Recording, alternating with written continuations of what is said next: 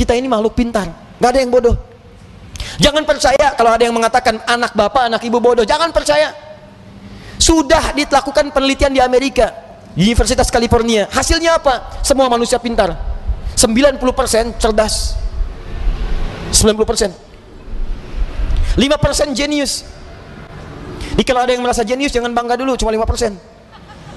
Tuh, 5% lagi telat. Telat itu bukan bodoh, tapi karena pengaruh bagian-bagian tertentu di lingkungannya belum teroptimalkan dua potensi ini. Bahkan dia bisa memilih pengen cerdas atau pengen jenius.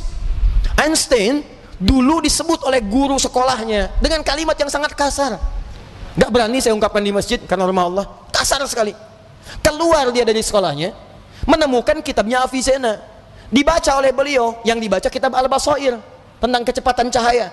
Bagaimana malaikat turun dari langit ke bumi bolak-balik dengan kecepatan cahaya, diciptakan dari cahaya, turun sekian, dihitung oleh Ibnu Sina, ditemukan oleh Einstein, dipelajari. Beliau memilih pindah dari yang disebut telat, pindah kepada ini yang jenius. Di barangkali anak bapak, anak ibu yang disebut telat macam-macam, mungkin Allah menitipkan sesuatu yang lebih hebat dibanding yang lainnya. Jangan percaya, nggak ada murid yang bodoh, yang ada guru yang kurang kreatif mengajar. Ingat, pintar itu adalah anugerah, bodoh itu pilihan. Maka itu kewajiban kita harus memaksimalkan pengetahuan ini. Kita ini makhluk cerdas, Pak. Di kewajiban kita itu menjaga kecerdasan sampai pulang. Ayo kepintaran kita tampilkan. Antum mau jadi apa aja yang baik-baik bisa. Ahli matematika bisa. Jangan percaya antum disebut telat, bisa. Fisika bisa, keluarkan, pelajari, pahami. Kimia bisa. Ya, yang lainnya bisa. Dan yang paling hebat adalah kalau ingin dipercepat itu semua, ini yang rumusnya saya berikan pada hari ini. Bagaimana cepat memahami sesuatu, bagaimana cepat mengingat sesuatu, itu yang ditampilkan oleh Quran. Kalau Anda ingin mengeksplor potensi pengetahuan sampai jadi luar biasa, maka Allah mengajarkan cara-cara itu yang akan dibahas. Cuman masalahnya, waktu kita itu tinggal 5 menit lagi. Itu masalahnya. Padahal saya ingin kasih contoh nih. Ini teorinya, ini contohnya, ini prakteknya. Hasilnya jadi begini.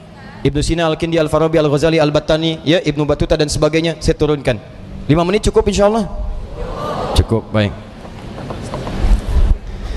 Baik, ini saya nggak bahas dulu ya, karena waktunya terbatas ya. Nanti saya bahas di malam Jumat insyaallah Al-Quran Sunnah Solution. Saya simpan di sini.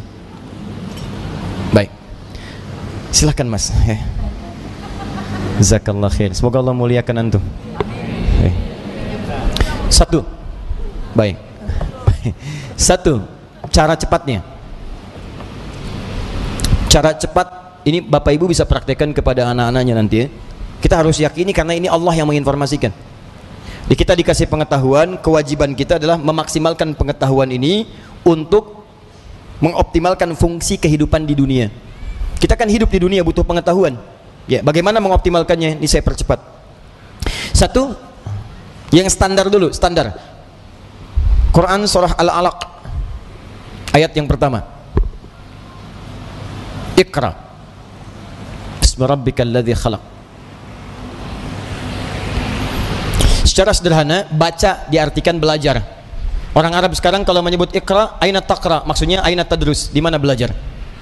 Maka yang pertama, maaf kalau Anda muslim, Anda beriman, ya, beriman kepada Allah, yakin dengan kesempurnaan diri kita, kewajiban pertama untuk memaksimalkan pengetahuan, tidak boleh ada orang Islam yang tidak belajar, mesti belajar. Kemudian diturunkan lewat hadis Nabi sallallahu alaihi wasallam, lihat cara belajarnya, perhatikan caranya. Awas, bukan biasa. Talabul ilmi fardhatun ala kulli muslim. Belajar, menuntut pengetahuan, ilmu. Nabi mengatakan talabul ilmi. Nah, ini yang mau saya garis bawahi. Ini kadang-kadang suka jarang diterangkan syarahnya secara mendetil. Al-ilmu, talabul ilmi, mencari ilmu. Apa artinya ilmu? Dalam istilah bahasa Arab, cuma ada dua pendekatan makna pada ilmu. Satu al-fahmu, kedua al-idrak. Al-ilmu huwa al-fahmu wal-idrak. Ini yang standar nih. Ilmu itu artinya paham, fahmu, paham. Yang kedua idrak, dijangkau dan dikuasai. Jadi kalau bapak, ibu, atau anaknya misalnya disekolahkan dimanapun, jangan cukupkan hanya hadir di sekolah saja. Jangan cukupkan ditempatkan dia duduk di dalam kelas, jangan. Itu bukan sifat muslim. Sifat muslim itu ketika belajar, cek kembali, paham nggak yang dipelajari, dikuasai nggak pengetahuannya. Jangan biarkan Anda datang cuma ke kampus, ke sekolah untuk duduk, apalagi duduk paling belakang, nggak mau nanya, terus pulang. Lihat, pelajari, pahami. Kenapa rumusnya begini? Kenapa fisika begini? Kenapa hukum gaya F1 sama dengan F2? Kenapa gaya ada tekanan F sama dengan berbanding lurus dengan P? Apa hukum Pascalnya? Kenapa bisa begini? Modifikasi lagi, keluarkan rumus cepatnya. Itu sifat muslim. Hadirkan dalam kehidupan. Ya, jadi apa yang Anda ingin pelajari, jangan cukupkan sampai dengan tahu, kita mesti paham.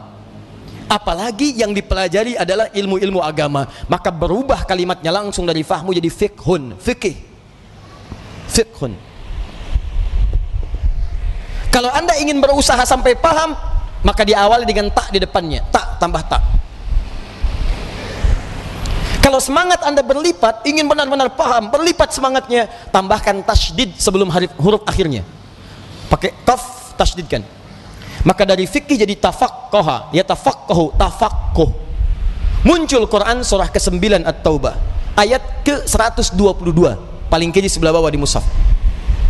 Tafaqquh. Falaula nafara min kulli firqatin minhum ta'ifatun liyatafaqahu fid din. Wa ma kana al-mu'minuna liyanfiru kaffah. Tidak semestinya semua orang beriman berjuang ke medan perang semua. Falaula nafara min kulli firqatin minhum ta'ifah. Mesti ada sekelompok orang yang berkonsentrasi di antara mereka, orang-orang beriman.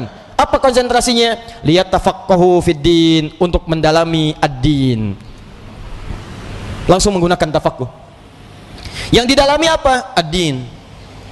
Apa itu ad-din? Islam. Tahu dari mana? Quran surah ketiga ayat ke-19. Innad dina 'indallahil Islam. Apa itu Islam? Islam turunan-turunan dari amalan. Pokoknya ada 5. Di hadis Muslim nomor hadis yang ke-8, riwayat Umar bin Khattab radhiyallahu taala anhu. Dari mulai syahadat, dari mulai salat, dari mulai zakat, dari mulai puasa sampai dengan haji. Kalau Anda ingin belajar salat, jangan cukupkan tahu cara takbir. Takbirnya begini ya, ucapkan Allahu Akbar sampai dengan salam. Pertanyaannya, Anda paham nggak yang dibaca? Jangan-jangan selama ini Anda sholat, Anda nggak ngerti yang dibaca. Ruku, Anda nggak ngerti yang dibaca. Sujud, ibu tidak paham yang dibacakan. Duduk di antara dua sujud berdoa, tapi nggak ngerti doanya. Bagaimana bisa khusyuk dalam sholat? Bagaimana doa Anda bisa dikabulkan kalau Anda nggak ngerti yang dilakukan?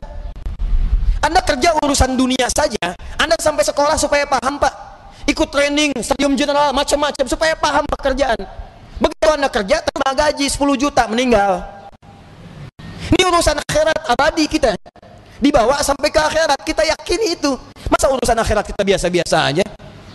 Tuh lihat Abu Bakar, sahabat Nabi, kurang apa lagi? Sahabat Nabi, dari awal, mertua Nabi, hidupnya dengan Nabi, hijrahnya mendampingi Nabi, wafatnya dikubur di samping Nabi. Saking pahamnya dengan sholat, takbir, Allahu Akbar, gemetaran tangannya. Ditanya kenapa? Saya mengatakan Allahu Akbar, saya komitmen Allah yang paling besar, tapi saya takut ketika mengucapkan itu saya pernah merasa besar dalam kehidupan, sombong dari orang lain, merasa besar kepala dalam pasangan, merasa yang paling hebat dalam kehidupan, atau yang paling khusyuk dalam sholat. Saya takut, gemetaran Pak, saking pahamnya Allahu Akbar.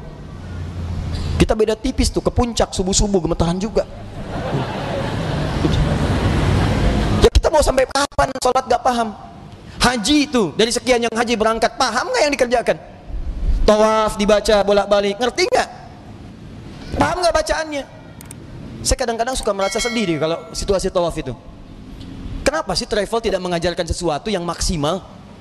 Ayo, Anda akan ditanya oleh Allah Subhanahu Wa Taala. Mereka tuh sudah jual kebunnya, ada jual tanahnya, ada jual pakaian-pakaian untuk datang ke sana. Mereka punya hak untuk berhaji dengan benar. Jangan bebani dengan sesuatu yang tidak ada maksimal gitu. Itu kan doa tawaf cuma 2. Doa tawaf itu 2, Pak. 1 dari Hajar Aswad ke Maqam Ibrahim. Subhanallah, walhamdulillah, wala ilaha illallah, wallahu akbar. Itu ada kisahnya. Kalau bacanya benar, maka Allah akan anugerahkan jawaban doa setiap yang diminta, seperti Allah mengabulkan permintaan Nabi Ibrahim. Itu ada di surah Maryam kisahnya. Ada. Dari ayat 47 sampai ayat 50-nya. Ada kisahnya. Makanya kita berhenti di Maqam Ibrahim.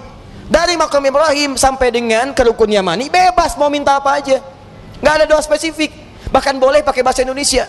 Karena itu kita ditunggu, makanya belajar dulu fikihnya. Ini saya bacanya gimana cara bacanya ini, subhanallah, alhamdulillah. Begitu Anda sampai Maqam Ibrahim, baca senyamannya.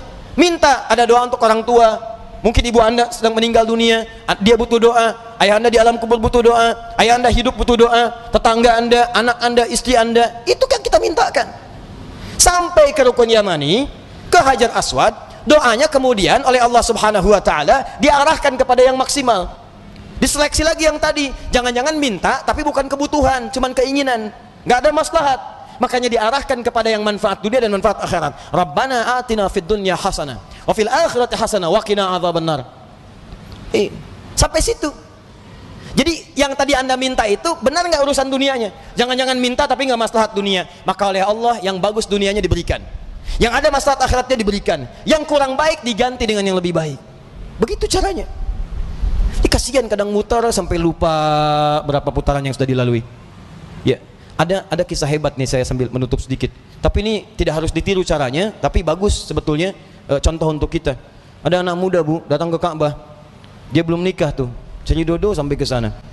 Sampai di Multazam, dia berdoa. Benar, pakai bahasa dia ngerti. Coba mungkin caranya tidak harus seperti ini, ya. Ya Allah, hamba datang ke sini ya Allah untuk memohon kepadamu jodoh. Saya sudah berusaha sampai datang ke Ka'bah ini ya Allah, mohon kabulkan, berikan saya jodoh yang terbaik ya Allah. Tiba-tiba di sampingnya datang perempuan tinggi, putih, hidung mancung, langsung ditunjuk, kayak gini ya Allah. Kayak gini. Si contoh. Tapi betul Bu, habis itu dia pulang, dia nikah, walaupun bukan dengan yang tadi. Dia nikah karena permintaan dia sesuai dengan apa yang dia butuhkan. Ya kenapa kita nggak minta dengan bahasa kita? Ada yang lebih unik, datang dia ke situ, bawa catatan. Ya Allah, hamba datang kemari banyak hutang ya Allah. Engkau maha tahu dengan keadaan hamba. Banyak hutangnya, tidak anda sebutkan. Engkau juga paham. Tapi kalau tidak percaya, ini catatannya. Tempelin. Ada. Ya. Yang mau saya katakan adalah teman-teman sekalian, ini al-ilmu wal fahmu wal idrak. Anak pulang dari sekolah, datang ke rumah, cek lagi. Nak, tadi belajar apa? Dulu ibu kami begitu, pulang, tadi belajar apa? Coba ajarkan lagi, seperti apa? Kenapa ketemu begini? Kenapa begitu? Maghrib, semua TV berhenti. Ayo datang semua mengaji. Mau lari kemanapun akan dikejar Bu. Saya pernah sembunyi di bawah lemari, dikejar. Cari, mana katanya? Cari, suruh menghadap. Kalau belum mengaji, nggak bisa tenang. Ini kita kehilangan nilai-nilai itu. Jadi kita tuh mesti pintar Pak. Dulu orang begitu. Di ngajinya tuh jelas. Begitu dibahas pengetahuan, dikuasai dengan baik. Silahkan cek ulama-ulama dulu. Penguasaannya itu total. Nah, tapi ada satu hal lagi. Jika anda kerjakan ini, maka anda akan mendapatkan percepatan pengetahuan dari Allah Subhanahu wa Ta'ala melampaui batas-batas pengetahuan biasa. Apakah kemudian tips yang diberikan oleh Al-Quran sebagai petunjuk itu, ini yang paling penting kita dapatkan. Tapi sayang, waktunya habis. Kita harus berjumpa dengan kesempatan yang berikutnya.